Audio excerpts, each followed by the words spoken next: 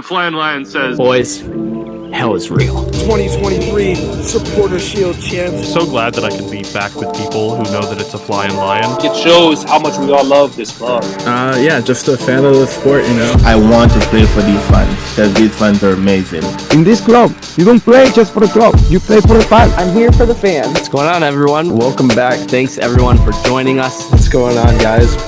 Hey, everyone, welcome to another edition here of the Flyin Lion Podcast. We're back, or I'm back.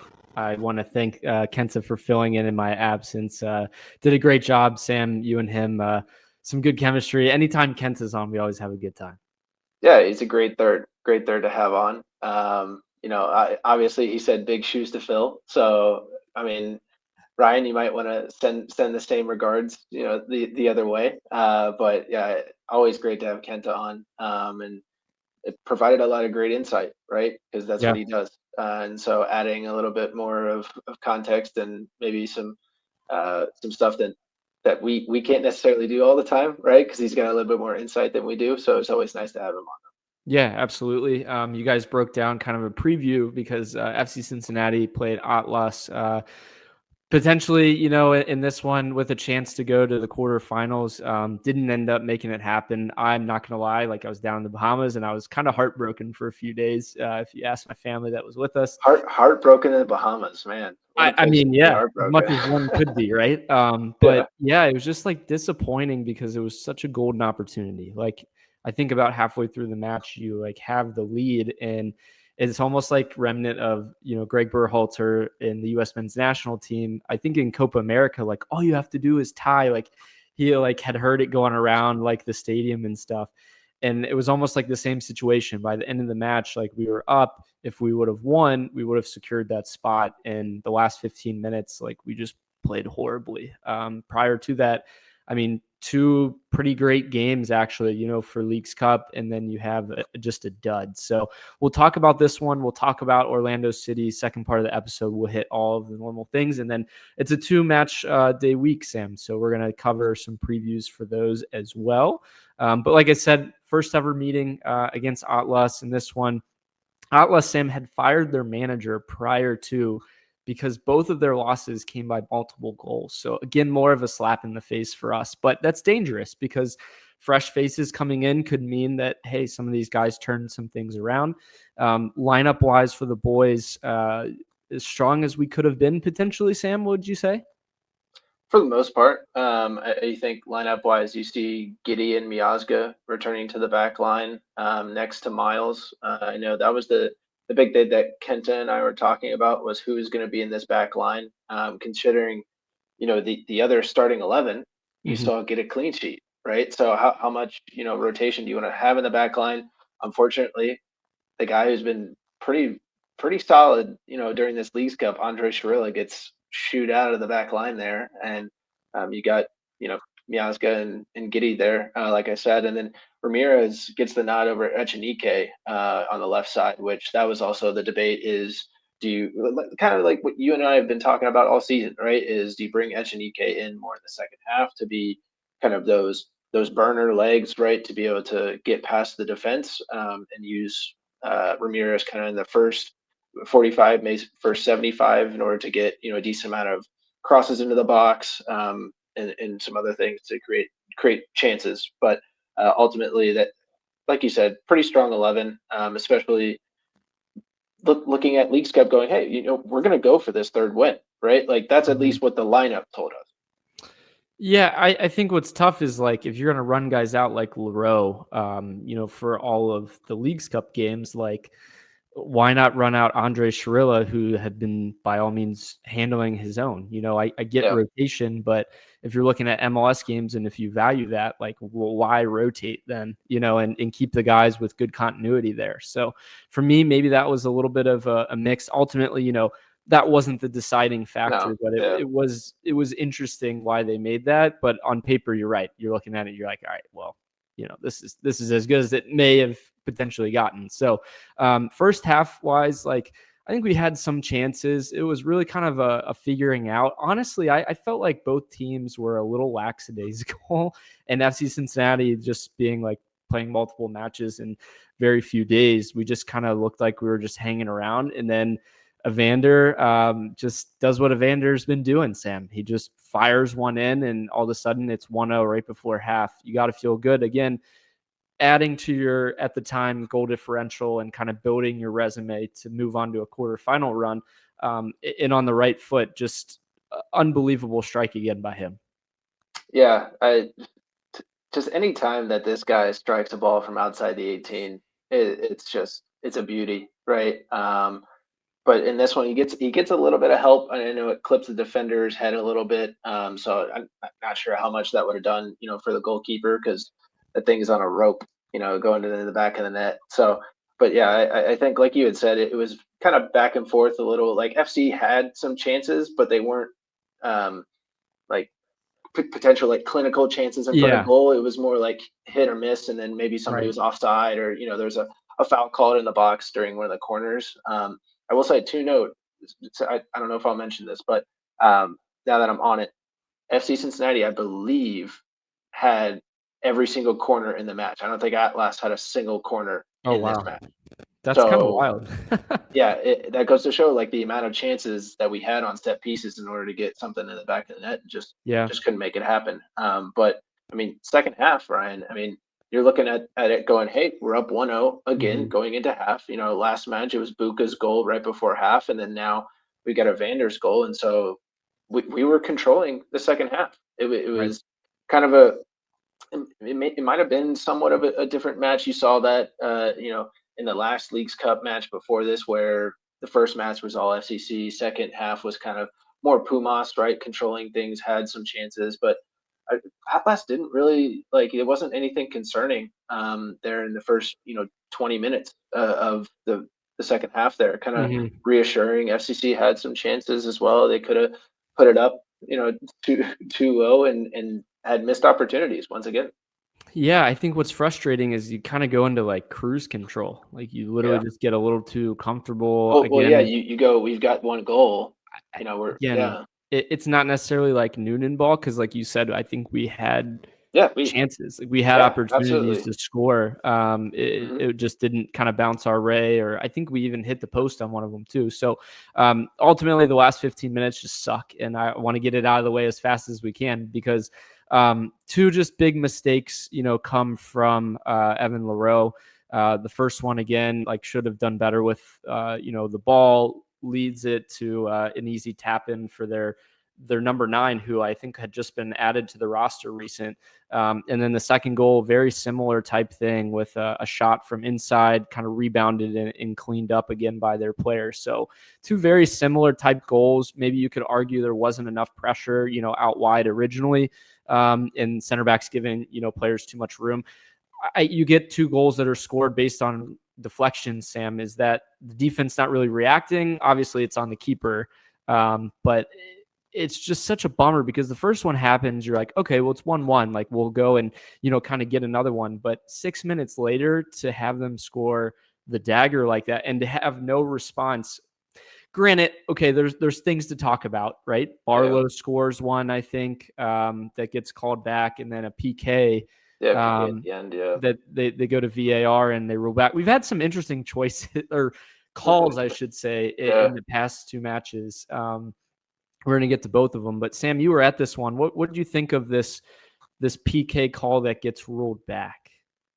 I think, ultimately, I think you might have seen, like, Kenta tweeted out too, like it wasn't a PK. It wasn't, if I'm being honest.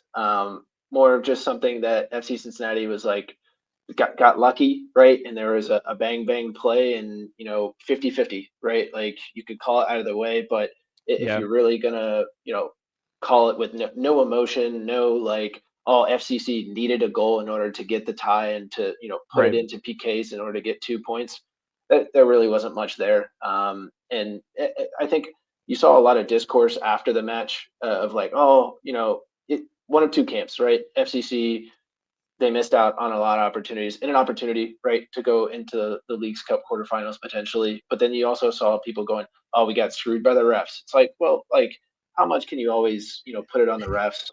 I think on my heart, like, I wanted them to call it, obviously, but like, I knew that they were going to go look at it and call it back. It's just our luck, it's just this team. But I mean, the context there, it's just like, is it enough? I don't know where that is. And I don't know, you can talk about it all you want. We'll talk about it here in a minute about the next game, but it's unfortunate. I think like Noonan says, it's an opportunity that we let slip away.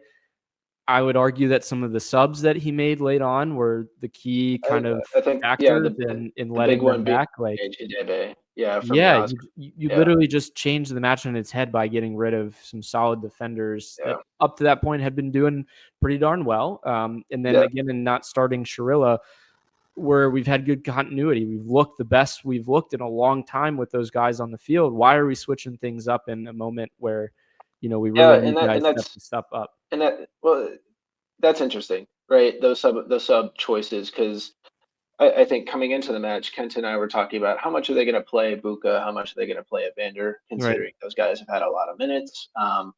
But they come in, they start Miazga and Giddy and Miles in the back line, and to me, right, once again, lineup shows, hey, we're going for it. We want this, more than ever. And so if you're going to continue to play Evander, Bucha almost to the 90th minute, why not do the same for your back line, especially Miles coming off a clean sheet, the week before or the match before. So it was trying to just salvage like both, and if they pull it out and it's a 1-0 win, like he's glorified because we moved on and now we have guys that are healthy for the weekend. But it's easy now to say it's just tough. I mean, I was just so upset. In this one, just some stats that come out of it. Evander got his 13th goal of the season, all competitions. With that goal, he has 11 straight matches with goal contribution, which is just insane. I don't think Lucha's even touched that in his time.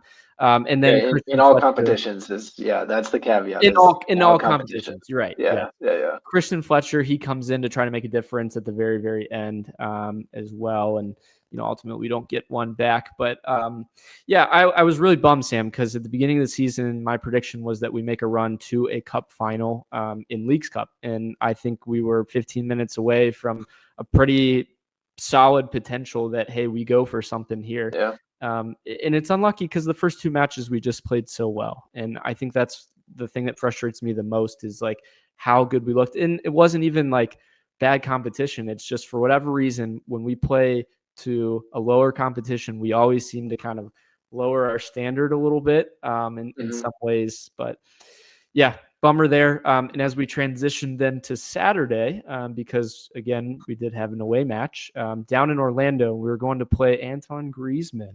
You guys have maybe heard of him, and Daryl DK, who got added to Orlando since opening the transfer window this summer. It resumed, like, just again, weird. We had like after World Cup break, couple MLS matches, All-Star game. Now we go Leagues Cup. Now we go back to MLS play. Like I had friends that were like, I have no idea what is going on right now. I'm like, neither do we. First away match since July 25th. That was against the Crew. 4 straight home matches. We looked pretty solid at home. So what were we going to do away from home? Sam, some of the questions were answered about lineup. What do you think? Yeah, the lineup, in this one, very similar, right? You have the same back line. You still get Ramirez out wide as well on the left. However, up top, Barlow comes in for Kenji. You kind of make that switch, and then similar to what Kenta predicted, Bucha back in the middle since Dotto was going to be out in this one. So not, having that midfield depth, you kind of need to move him back in the midfield. So that means Ender Echenike has to go to the right back position. So, I mean, everything that kind of felt like it should happen did, minus maybe the Barlow in the starting 11, just trying to give Kenji a break potentially. I think it was something that they looked at with matchup wise with center backs. Like, I think that's the weak spot in the Orlando lineup. And they could think like maybe Barlow could exploit that with his energy, some of his physicality. Well, maybe that offload Stenke. That's a nice problem to have, being able to look at a matchup and go, I want, they have smaller, weaker, center backs. We'll throw Jabari on him, the big body on him, be able to dominate in that way. You could throw Barlow on him with his hustle and being able to outpace to some extent, and then Right. Kenji being able to be a little bit more finessed, a little bit more as a 9 or as a false 9 potentially. Yeah.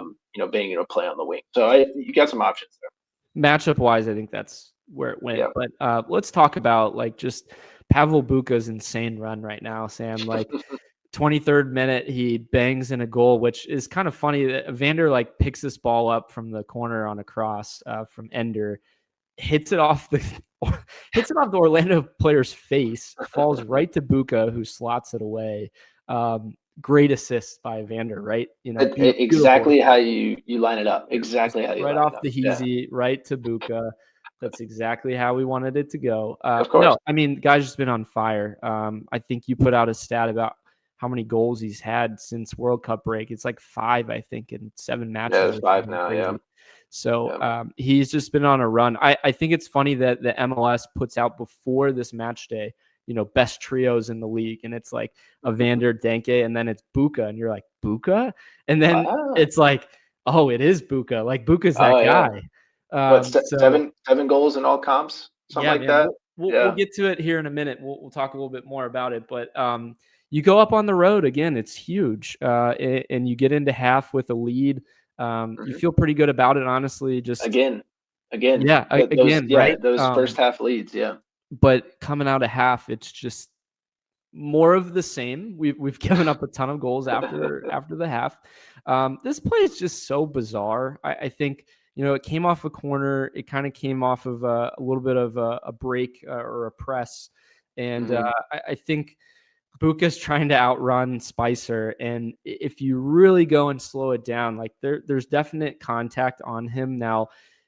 In real time, I doubt they're going to call that, but if you slow it down, which a lot of the VAR has been doing, you see enough contact, in my opinion, that you call that back. I'm, again, probably biased on this, but the fact that they didn't even look at it to see if there was contact there is very bizarre, considering what we saw later on in the match with the Evander situation. So, Sam, at that point, 1-1. Not great, but still, you're on the road. You're tied at the point. But what's crazy is you're thinking, okay, 2 months prior, this FC Cincinnati team is going punch, counter punch, punch, counter punch. Yeah. Nothing for the rest of the game. Was it just like tired legs, in your opinion?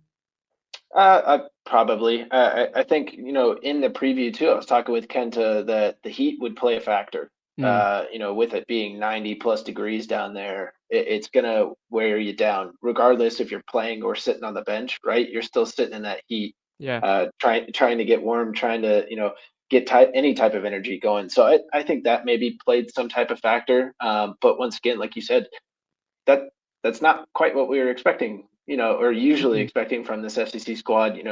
They were going to put another one past, and, maybe Orlando counters and you put another one past. So it was interesting not to have anything, but ultimately you get a result that you're not happy about and you're not sad about, because once again, draws on the road win in the MLS. That's ultimately you're trying to get at the very minimum, right? A draw on the road every time in the MLS. Yeah, I think, a point, especially against an Orlando team that's been honestly playing pretty well. They beat Nashville several weeks ago. They're on a little bit of a down streak through Leagues Cup, but I feel like with that goal that moved Bucha alone into 8th in club history for goals scored. He passed Álvaro Barreal and Yuya Kubo, which is kind of crazy. Only Lucho, Vasquez, Evander, Brenner, Denke, Koenig, and our guy Ledesma have more all-time. So shout out to Bucha, because as we kind of roll into it, Sam, is Bucha truly becoming part of the FC Cincinnati lore at this point? Oh, I think you're muted. Sorry. There you go. I think so. I think Bucha has definitely created I wouldn't necessarily like statue-esque lore, but he's starting to become similar to Yuya Kubo, where this guy is just, anytime you need him, he shows up. He does. At any position. And ultimately, we saw this, I don't think it was last season, but maybe the season before, like similar run from Kubo, where like a Kubo hat trick came out of nowhere, right? And like Bucha has had those moments as well, where like if you need goals, you need this, you need that. Like we put him back into the midfield, he's scoring goals. You put him, back at right wing back, he's scoring goals, or he's assisting, or he's making that key defensive play. Ultimately, this is a guy that you have to root for day in, day out. Like this is. One of those guys. I think we talk about all the time in like FC Cincinnati history, especially last year, right? 10-year anniversary. But you're looking at players that define who an FC Cincinnati player is, like who embodies what the club is really meant to be, and it absolutely Bucha falls under that category. Yeah, on and off the pitch, Sam. That's a great point. I think. We talked last year a lot about like, okay, Evander's in the most valuable player running, but Bucha is our most valuable player to the team, for what he brings. And like you said, multiple positions, like that was a Yuya Kubo thing. So I like that comparison too. But yeah, just being able to impact the game, no matter where coach puts you, putting it all on the line. He's played so many minutes too. He's just Mr. Dependable. So I think for that reason, the FCC lore and pushing his name up there. Someone, I love the shout and saying like, hey, let's give him Miles's money. Like, I think that's pretty funny. Like, he's playing at that level. So does he keep with the shaved head? He better, because he's just on a phenomenal run that way. But Sam, we kind of sneaked it a little bit. There's been some reffing controversy the last two matches. Obviously the Atlas one, VAR called back. We have another one against Orlando where Evander, maybe with the toe drag, gets another one called back.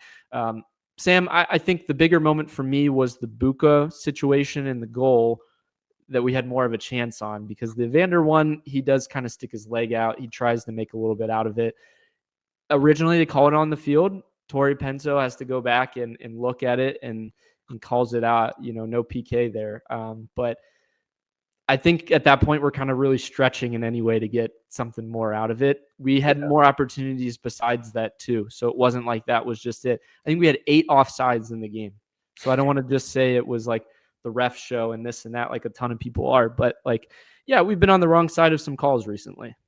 Yeah, I think especially with, like you said, the Bucha and the Spicer one, I think a lot of the stuff that has resulted in us being on the opposite side has been in the buildup of something, right? Whether it be a goal for us or, a goal against us. And so the lack of consistency from the refs, from VAR to be able to look at certain things, right? I think ultimately that's why it feels like we're always on the bad end is, why is it this for this, this team or this situation, but not, in the same in a similar instance, right? Which you're never going to get a straight answer, right? That's ultimately what you're going to get. And the real answer is it's never black and white. It never is. And the more people expect it to be, the less it will be. So I think with the reffing problems we've had, you can hopefully now that the Atlas one, you don't have to deal with the CONCACAF refs anymore for the rest of the season. So maybe MLS refs, they're still, refs are refs, right? We all have our problems with refs, but ultimately it's a tough job and they got to make a call. And I think you put more pressure on the people in the box rather than the guy on the field, right? Because once again, most of these calls that are happening on the field are in our favor, and then they go to VAR and they're overturned. So yeah, if you're going to put pressure on anybody, put it in the people in the box. It just always seems like it goes against us. Like it's hardly ever where it goes our way, even if it's a questionable one. It's like, oh, we know it's just not going to go our way. So, I don't want that to be the sole story of, we're looking at these storylines like, oh, the reffing, like at least in this one, and I'm not one to like say this either. I'm the one that's usually like saying against the refs, right? But we had chances in both of them to close it out, and we can't just say it's just on those situations. So the last storyline I wanted to touch on is let's give some props where it's due here. There's been a defensive improvement overall in this team in the last month. So the last time we gave up 3 goals, Sam, was against Vancouver. We had a 4-3 win.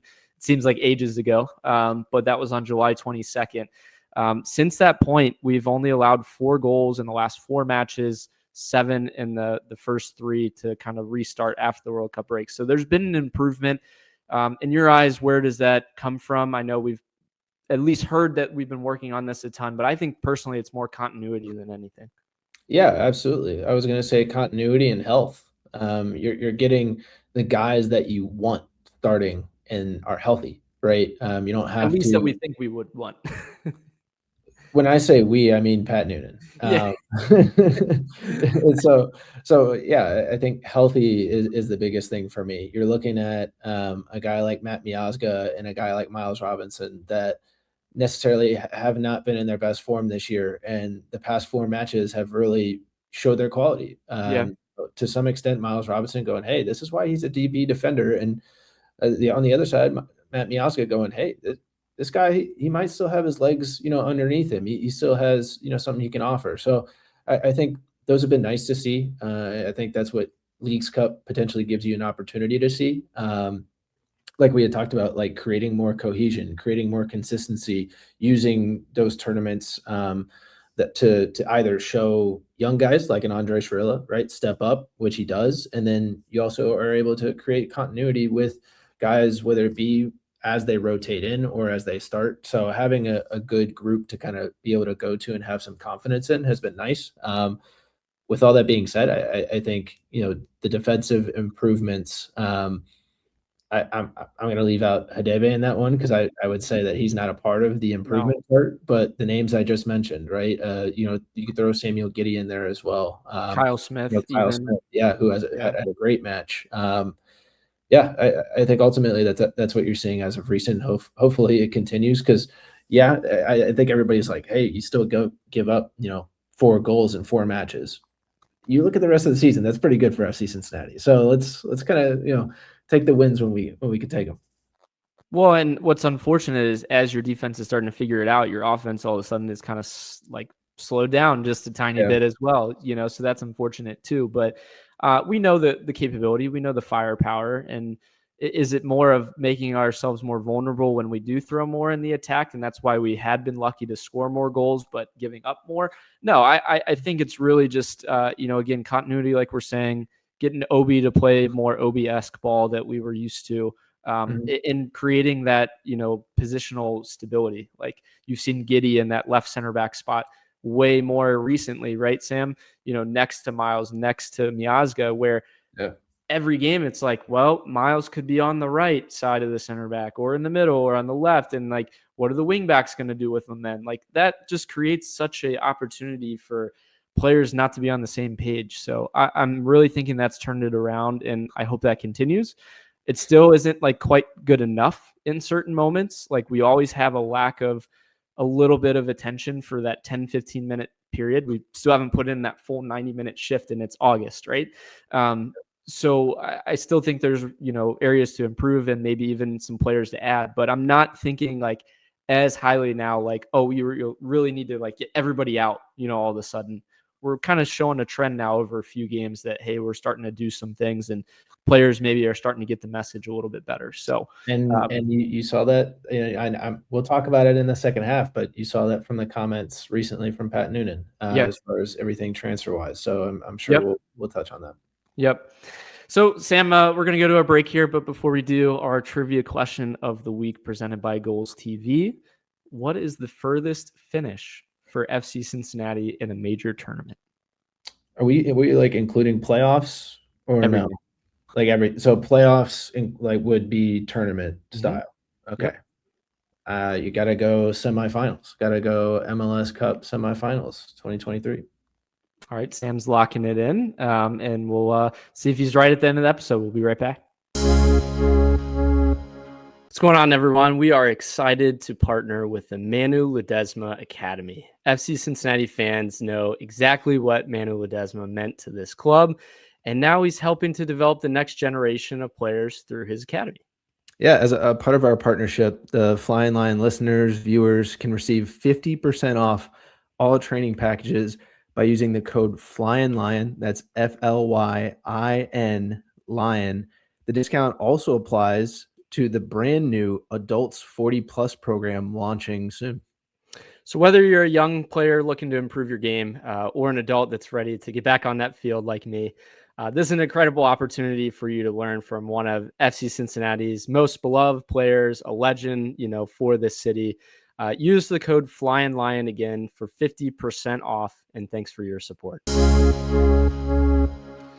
Thanks again for watching us tonight. We'll roll into the second part of the episode here, where we're going to knock out our cards of the week here first. Sam, what do we have? A lot of good ones again this week.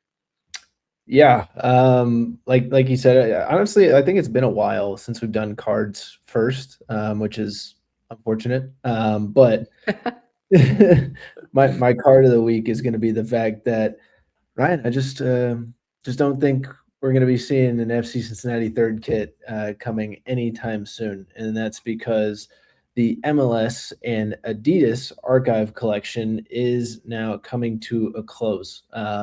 They both announced that 2026 would be the final year of the archive collection, bringing the 3-year program to an end. So you got some retro-inspired third jerseys based on some clubs' history or their identity. They haven't publicly provided a specific reason to discontinuing the collection, but nonetheless, unless the MLS introduces a replacement third kit program, FC Cincinnati won't have a new third kit anytime soon. I never understand why we aren't. Apparently, this is decided by the club.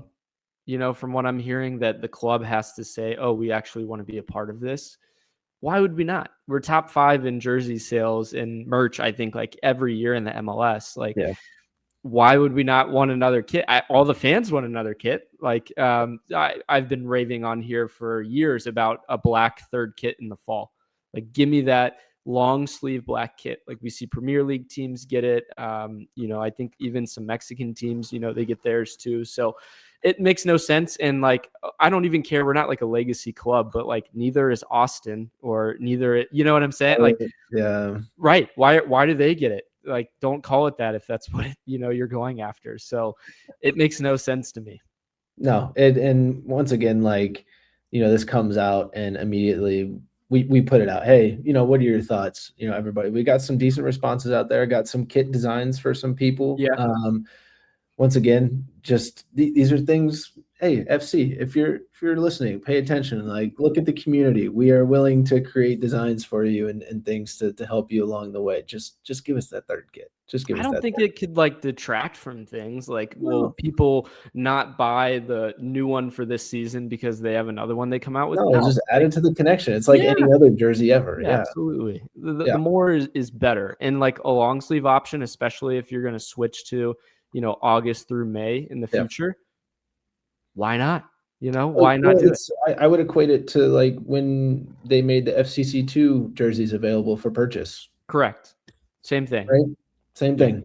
But is it again a league-wide thing? Is it a FC Cincinnati thing? Again, there's a lot of rumblings about that. But Sam, my card of the week is an interesting one. It's interleague here. So a Nashville player by the name of Jordan Knight was in this match where he came into the match and was wearing the wrong color underpants. So he had to go and change. And for a while there, Nashville was playing down a man because of this. Well, we went and kind of looked up the ruling. So apparently you have to have the same undergarments or compression short color as the same dominant color that you're wearing. Why the ref even cared enough to do this is crazy. And it's so funny, again, just with the, hey, MLS, we'll take it from here. But we're going to have this guy go and change in the middle of the match. As soon as he comes, what are we doing? It doesn't make any sense. No, it was hilarious though, because, I think Twellman might's been on the call, right? Because it was Miami, Nashville. And so they're obviously going through why is he coming off? He's having a word with him. What did he say? Did anything happen? And then obviously come to he's got a different colored underwear than, his shorts there. And it made me feel like I was watching an NFL game for a second, a quarterback, or a player, having to run back into the locker room to go pee and then come back and he misses a play or something. Well, I thought you were going to say the socks, because I know there's been some controversy with that. Now I think the NFL allows for different colored shoes. Who cares? You're not going to see these normally. Who cares? How does this impact the game? I wanted Twellman to say, "What are we doing?" Do his patent. What are we doing? Well, so do you think the assistant referees saw it, or do you think the head referee saw it? Like some guy that was like a if stickler you're the for head the referee, rules. like why are we paying attention to what's don't going on understand there? it. Like It made no sense. And like, what if do we VAR that thing? what if the guy doesn't have an extra pair laying around? Like, well, got to grab a teammates, got to grab like something. That's so The kickman's awkward. gonna help you out. Yeah. I will say that comes into effect if they are away. Luckily, Nashville was at home. True. That's a good point. Yeah, So he had to run back to his apartment to go. yeah. Like, isn't that my neighbor? Like, and then you run back on the pitch. It's like, what are we doing? All right. Well, we're talking now different garments. The jersey swaps this time of the week. What do we got, Sam? Not bad on that one. My jersey swap of the week, it's going to be Matt Miazga. I didn't think I'd be, giving him my jersey swap, most of the season, but these past two matches really have kind of shown me he might be back to a certain extent, at least from a solid defender standpoint. Obviously, I think we kind of understand MVP, or not MVP, but defensive player of the year might be a bit of a stretch for him going forward. But if we can get a solid Matt Miazga who's able to command the back line next to Miles, ultimately that's the best version of this FC Cincinnati team in the defense, right? As we've kind of seen, a healthy Matt Miazga means that FCC tends to play a lot better defensively and gets the wins. And so we've kind of seen that the past two matches in this Leagues Cup match and then Orlando, he played really solid. Had, I think, in both matches was up there in defensive contributions and was able to put in a good shift. Who knows if he would have stayed in all 90 against Atlas, if that's a different game. But once again, just happy to kind of see him return into the back line in some consistent form. Really needed it, honestly. Yeah, I think honestly a bit of the break from the World Cup was good for Matt to kind of reorganize the back line, to give some leadership stability there, kind of be, I hate to say it, but the voice of reason in some ways as well. But I think in the future, it's really to kind of guide the young guys. Like you see how Hagelin's not on the pitch, but is having an impact, just being that veteran player. I think that on the pitch that Matt still wants to do that, obviously, and wants to perform at a high level. He just doesn't quite have the legs all the way there yet. But I think it's shown a positive point for him. I don't know if I would have called him my formalized jersey swap if I push back a little bit. But I think, other than, Evander is not mine, but that's the other guy that's really been obviously on fire. But Matt, he's got to be more responsible for the defensive turnaround of recent is kind of what I think you're getting at. Yeah, and I ultimately think, obviously, like this episode, right, we're talking a little bit more about, like, in the first half and the storylines. We're talking about the defense showing up, and here in a little bit, we're going to talk about how we can potentially add to that, if any. But Ryan, jersey swap of the week for you. No surprise here. I thought about shaving my head just in honor of this legend of the game right now, Pavel Bucha. He's having a career year. So Sam, he's got 7 goals and 4 assists in all competitions, 24 matches on the season. Last season, surprisingly, I had to go back and look. He had 7 goals and 3 assists. So already he's done better. This is what we were promised when we brought Bucha in. We knew he had some offensive firepower in him, but in a lot of different positions. So I think we've gone on, so much in the first part of the episode about what he can do for this team. But I think he's become even more of a silent leader with his play as well, and just kind of elevating his game. And some might still say that he's upset about the World Cup too. Last week I touched on it with Kenta, and this week, once again, Bucha shows up again. I think ultimately this guy, second half of the season, will continue to roll. Him and Evander just on the same, like everybody's kind of offensively on the same page, which has been nice. Picking up where certain players left off. But do you think he gets a break, like with these 2 matches? He's played a ton of minutes. That's what I'm saying. Like I thought he would get a break with Atlas potentially, and doesn't quite get that because you're trying to go for something there and don't ultimately get it. And then in Orlando, you're back in MLS play. Like you want your best 11 to kind of start out back into that. So I think for his sake, and to hopefully go into the playoffs with a healthy Bucha, right? I would like to see a little bit of rotation. Maybe he does a second half 45, either this game tomorrow, Wednesday, or Saturday. But I don't know how you keep him off the pitch. I know. Yeah, that's the hard part. So, yeah, I was just posing the question personally because I'm looking like Orlando 90 minutes, Atlas 89, Pumas 63. He had a little bit of a break then, but prior to those matches is like 90 minutes in all of the other ones.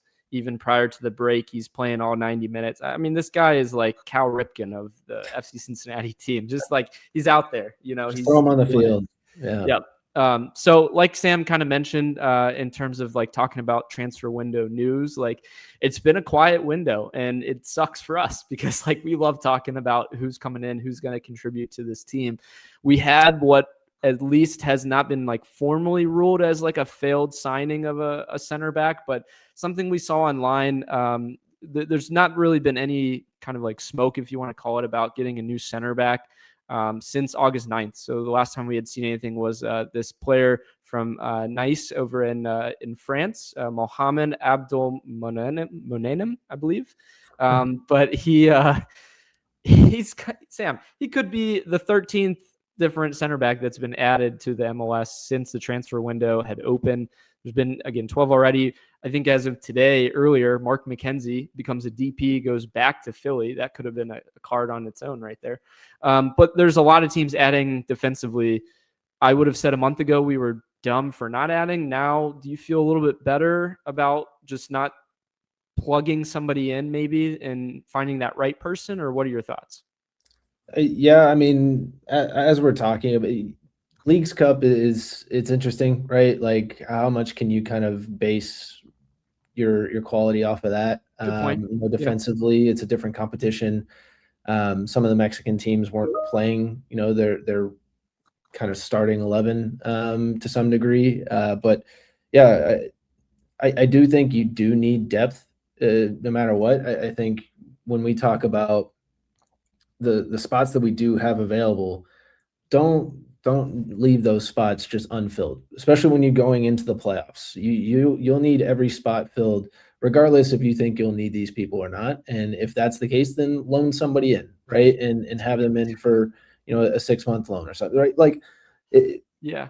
I don't know why my head went to this, but you're like talking about depth. I'm like, on paper, there's depth. It's just like inevitably in a big match at the end of the season, Alvis Powell is going to be playing center back. Like that's just always what happens. That's so when I talk about depth, I'm talking more about quality and health, right? Like a lot of the guys that are starting for us are Miles, are Miazgas, Hagelin arguably, and maybe Hadebe as well, injury prone. They're all kind of injury prone. So you gotta I think what's come out recent is like, well, why hasn't Nick Hagelin played? It's like, well, the quality, I guess, above him or the performances haven't warranted, minutes for him. But even Sharilla, a guy that's been phenomenal through Leagues Cup, he doesn't even make the bench. I think that's tough. And I don't want a player like that with bundles of potential, to say, hey, well, I'm not getting an opportunity here. I'm going to go play somewhere else. And we have to transfer him out. Like, I want some balance with that too. It's just like, where are they finding that time to play that 18-year-old? That's what's tough in my eyes. So the other thing I'm thinking is like, it's later on in the window now, Sam. Like, I don't think people are moving out, or if we had offers, it would have been. The other thing too is for some reason, right? We'll touch on this here in like a few seconds, but I just don't feel like you're going to see any addition without subtraction. And I think we've talked about regardless if you have spots available. No, good point. Just the the supposed quality that we do have, like a Tino Tadebe, like certain people that are making a certain threshold that just aren't carrying their weight. Can we move those pieces in order to create more space potentially, right? But I think the trade-off that they're going to look at is like, we did that with Santos last year, and obviously like it wasn't like a huge deal, obviously, but in the locker room, that's where it becomes more important. Like teenagers become that more like locker room presence like vibe, but like at some point you have to look at it and say you're paying this guy $1 million to arguably come in once a month. The only locker room shifts that we've seen, right, as far as departures would be any of Lucho's guys, like Orishano, Barreal, that created a negative response because Lucho was the guy in the locker room. Like he is the guy, right? Sure. Whereas now Evander's the guy, and whoever Evander's close with, keep him. That's or the type guys that he wants to bring in. Exactly. And so obviously we talked about Brenner last episode. Since then, picking up the injury, we haven't touched on that, would be out. I think last week it was 45 weeks or something like that. Well, it's weird. They said 45 days, which is days. Sorry. two months or so. But then there's now rumors from the fan base that, he could be back as early as September. And I think, again, regardless, it's a stretch. And I don't think you need that outbound move first before you can bring Brenner in, if that's the case. He can come in all he wants, but we got to be able to pay him and keep him, because you better believe if we're bringing Brenner back in, he's staying for a long time. So Ryan, the funny thing is Seattle is the only other team in the MLS who hasn't had an addition to their squad this summer, and we play them on Saturday. So the two teams that are the most stagnant during this summer window are going to be playing on Saturday. But what's wild is how different they've looked too. We'll get to that in our preview, just with the forms of both teams. But so Noonan kind of agreed, with with what we have said about the transfer window. Moves haven't been made because we haven't found the right additions in our minds. I think this is great from the coach, but where's the GM? I don't want to hear from Pat Noonan.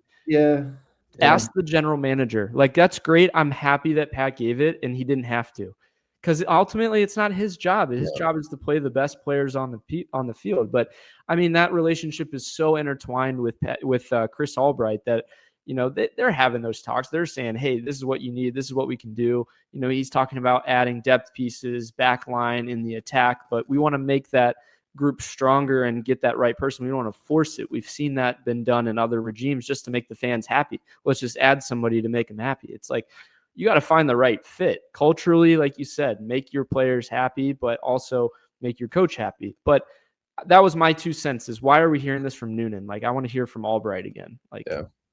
Come on, you need to step up and be all right, this is just either not happening or we're still working on it. I think a lot of people are still wondering, and not that he has to, but historically he's done that. He's come out and kind of made a point of saying things. But to me, that means our next big news here is the one that they're still working on, is whether or not Kevin Denke stays for FC Cincinnati. Hull City made a big offer for him. Kind of funny that they're going to have their Premier League mornings this coming Saturday as a part of their new season. But they came in with a bid of $15 million plus $5 million in add-ons. That was per Tom Bogert that we had seen. FC Cincinnati, for reference, bought for $16 million Kevin Denke. They want to get their money back. They feel like he could be $20 million or more, I would imagine. Whether or not they're going to get that this window and whether or not teams are willing to pay that, I think had been, in we were both saying, Sam, would free up that spot to say what flexibility then can we have for additions. So are there guys that we have on standby? We get the Denke offer, he's moved out in a timely manner, then do we add that 9 quickly to the roster? Because he's not going to have a counter punch like you had said to me. He's always had a counter move to the move out. The Lucho situation, Evander's coming in, especially at the end of the season in 24, Lucho, this is what you have to look forward to with Kevin Denke. It's very similar, and you see those patterns. So personally, I think he stays. I still think the winner, maybe that price drives up as teams are trying to find that big number 9, to go and push their run in the second half of the season. And right now we're still in 6th place, Sam. So we have an opportunity to make a little bit of a run, and with a guy that's familiar with the team and the system. Yeah, I just don't see him going anywhere else. Hull City can, come in all they want. I think usually you'll see those Premier League squads kind of undervalued to some extent. The MLS guys, and sometimes they'll get away with it, sometimes they won't. But considering Denke is a hot commodity. Dortmund was interested, Real Betis, a couple other clubs as well. I think FCC has every right to kind of sit back and wait for the right offer, like we were touching on. So we'll follow that. That's the only news that we've gotten transfer wise. So it's crazy, man. It's why, like, we're always waiting in the summer for moves, and it's like no moves. I don't know. We talked about. I think Kenta and I kind of talked about, like, does this shortened season like impact how FC Cincinnati is thinking, right? Like, yeah, are they not going all in this one, but kind of waiting until like after the shortened season and all the contracts to expire to kind of like go back after it like fully, right? Maybe sell Denke in the in the winter, and then like you kind of go out with Evander's guys, if you will. I don't know. Yeah, interesting. I mean, it all just is like, what do we want to focus on now? It's like, oh, well, Leagues Cup is where we're going to go. Oh, we lost that. All right, now we're going to focus on, making a top 4 spot. It's like, okay, well, then you're going to keep a lot of the continuity in the club and kind of work on what our next level could be by the end of the season. So, we'll stay tuned to that. I mean, we've said it every week. We'll see what happens. Nothing. So, FC Cincinnati 2, Sam, they had a loss against Connecticut United, 3-2 loss. Stefan Schirilla, though, he gets a brace. He had a beautiful solo goal that if you guys are watching, Sam is reacting to there. But defense couldn't hold a 2-0 lead, though, unfortunately. They're also going to be playing NYCFC almost the same time that the first team is, but they will be playing in New York and we will be at home. So they've had a rough season. Again, just a lot of movement going on there, a lot of pieces, new coach. They face Carolina Core again on Saturday. That one will be away as well. So I think probably another couple weeks before we see FCC 2 at home. Still need to make it over to a match. Yeah, this team, it sucked. It felt like the air probably came out of the building, at NKU Stadium this weekend, just because, like Ryan said, they were up 2-0, and Stefan Schirilla has been pretty decent since kind of, if you want to talk about like post World Cup, right? At least for MLS Next Pro. But if you can't play defense, then we've seen from the first team that doesn't quite work so well. But Ryan, as we kind of walk back into another 2-match week for FC Cincinnati, let's preview FC Cincinnati versus NYCFC Wednesday, tomorrow, whenever you're listening to this, 7:30 at TQO Stadium on Apple TV. Ryan, this last meeting, what a match in New York, if anybody remembers this. Back in April, it was the 4-4 draw.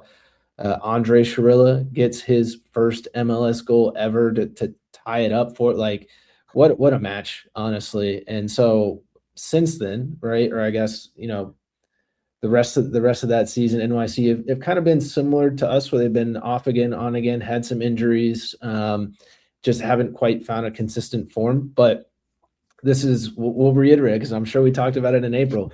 This is a squad, Ryan, that we just cannot get over the hump against. We are 0-3-2 in the last 5 matches since 2024 against them. So right now they sit right behind us, 7th in the East, dealing with a lot of injuries, notable players, Martinez, Morales, O'Neill. We'll see if it said like end of August we might be able to see those guys. So we'll see if we see them, tomorrow. Yeah. But I don't know. What are your thoughts coming into this match? Yeah, so just in looking at their form, they've lost 3 in a row. They just lost to Philly at home. They never lose at home, so they're probably pretty upset about that. Injuries, like you said, they lost their big. Let's talk about it. Their number 10, Maxi Morales, has just been around forever. He's like 45 years old, but he tore his ACL, and he honestly was kind of the glue guy. He was what made them tick, in the midfield, even at his age, honestly.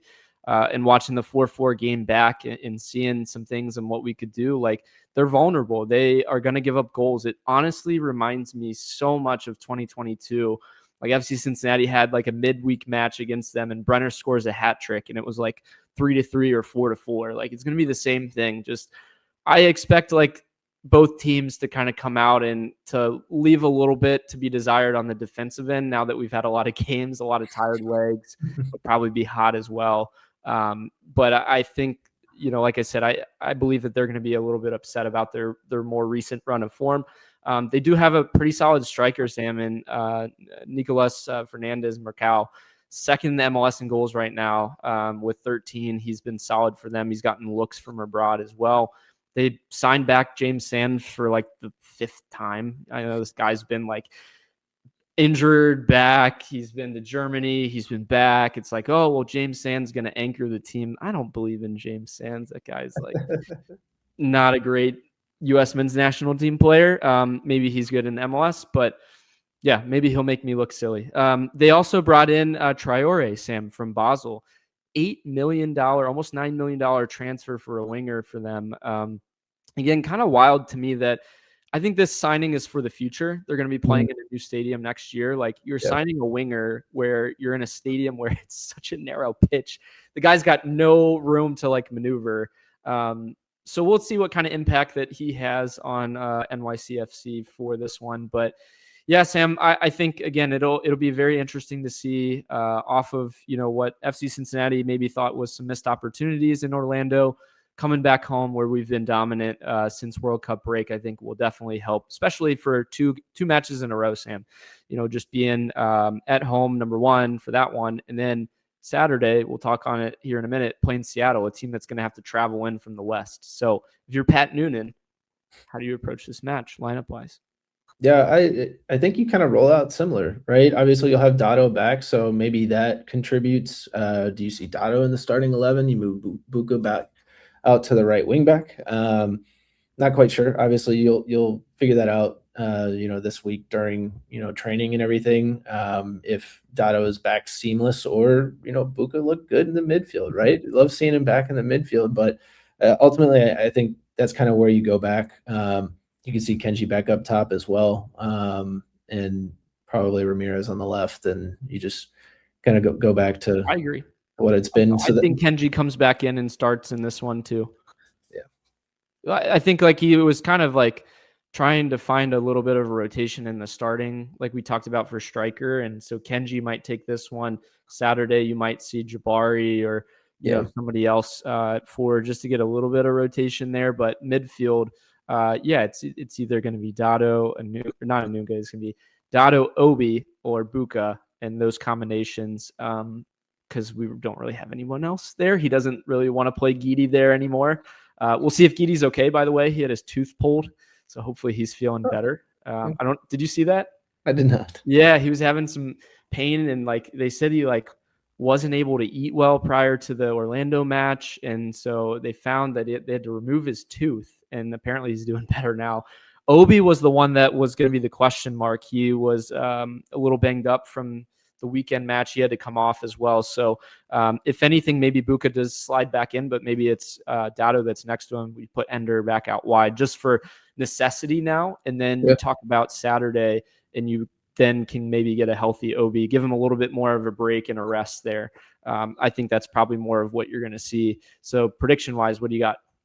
2-2. I'm going 2-2. I think, FC Cincinnati gets another draw here.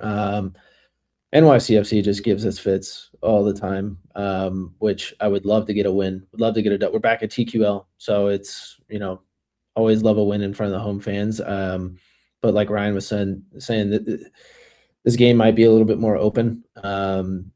Similar to what we've seen, since the restart, and so I think you'll see a decent amount of goals in this one. Yeah, midweek madness. NYC always has our number, even at home, but it's a big opportunity. Like you mentioned, we're 6th and they're 7th in the East.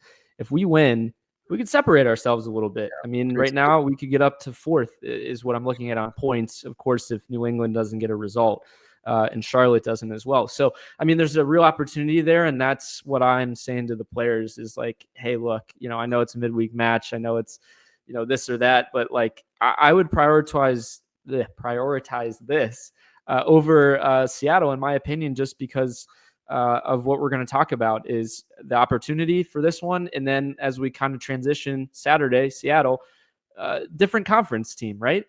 Team that has to travel in, team that's been really banged up with injuries. They've been probably plagued the most with injuries of any team in the MLS. But Sam, I think that's a real opportunity against Seattle on Saturday. We need to win this one at least and get 4 points out of it. So our matchup history with them, we're 1-1-1. The last one was coming March 11th, 2023. 1-0 win actually at Seattle Sounders, which was a pretty good win at the time.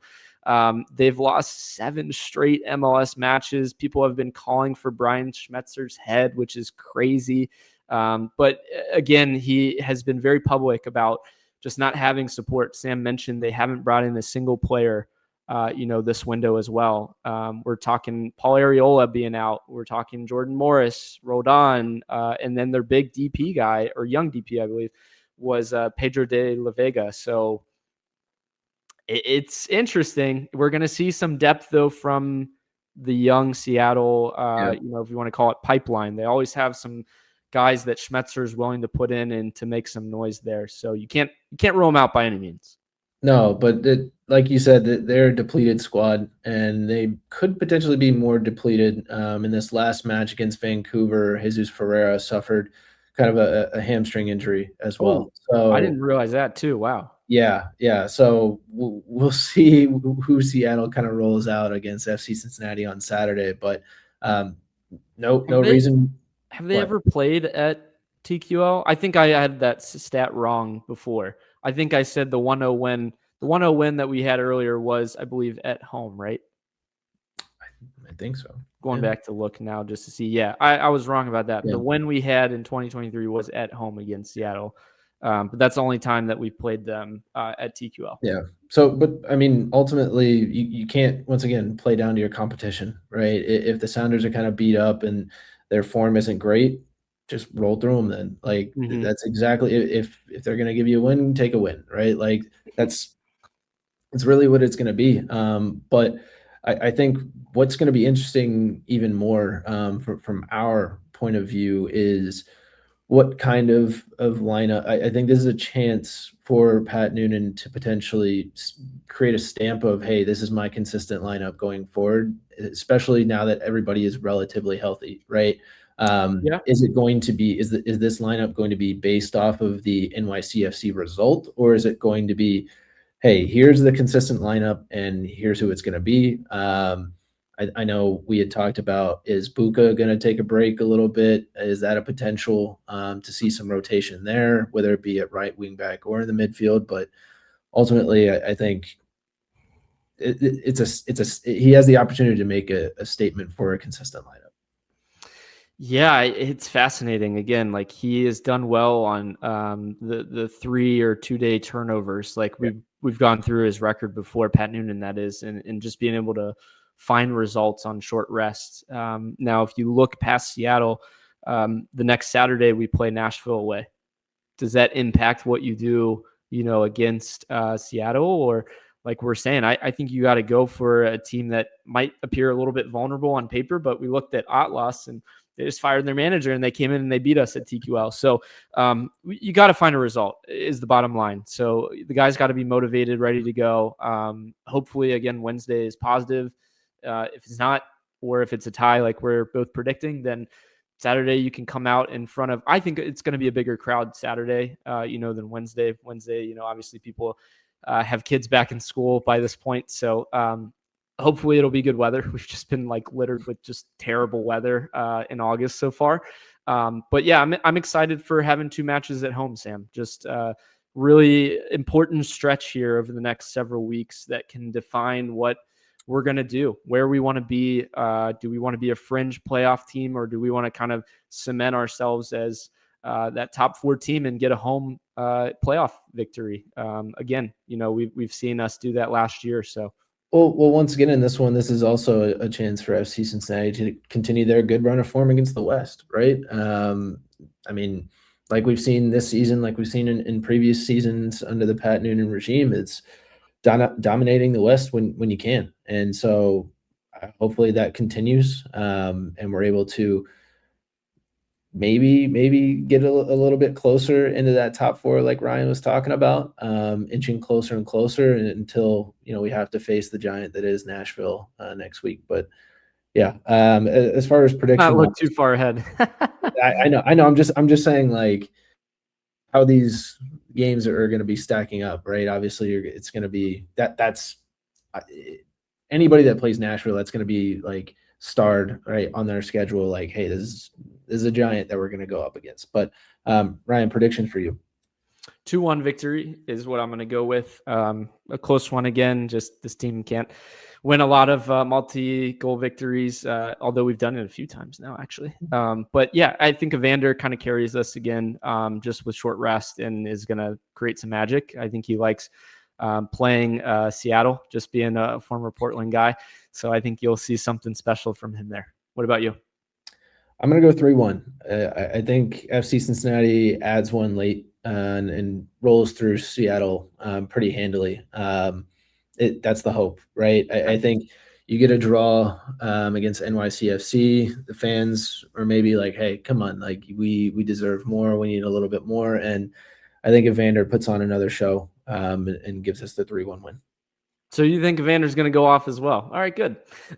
He's got to continue his run. I want him to be up there for the MVP. I think that would be so cool. I think it's hard to make the case for that player if we're not top of the league. We've seen from past FC Cincinnati. I mean, when I say past, I mean Lucho Acosta.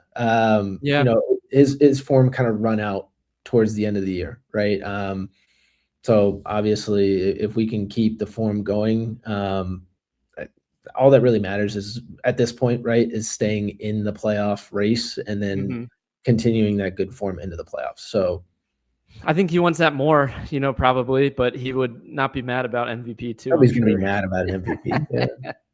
Yeah. Let's close this one out here, Sam. I will give you our trivia question again, which was the furthest finish that FC Cincinnati has had in a major tournament. And Sam had locked in 2023, the semifinals of the MLS Cup. You were right in some ways.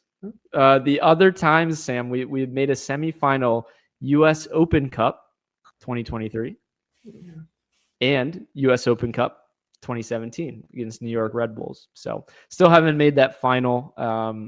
We're going to get there hopefully one day. I'll be alive for it. I want to be there. Just want to be in a final. I mean, come on, let's get to it. I think that's honestly with where we're looking at for Pat Noonan is just with all the talent, all the money that we've spent, like getting even to a final, you know, it would be a win. And we've gone through all of these competitions already this season and haven't really been able to get to that level. So Sam, I'm going to ask you this question now. Can FC Cincinnati make a run to MLS Cup?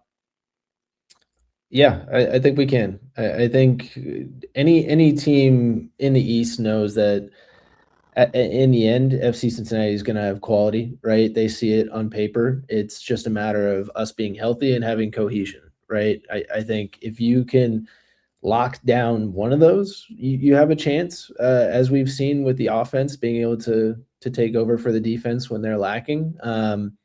The health problem we've kind of gotten over, right? So if we can retain that till the end of the year, I think we've got a good shot. I love to hear that. You don't want to hear my answer. So we're going to close on that one, but hopefully it's a solid week for FC Cincinnati. Thanks again for listening to us. Go check us out on Apple Podcasts, Spotify, YouTube. You can find our live video if you want to see our faces and some of the graphics that we put up as well. We'll be again on TikTok, Instagram, always on X as well, putting out your daily content as well as some of the game stats and facts as well. And I think I'm going to be there for both games. So maybe we'll see you around there as well. See you guys next time.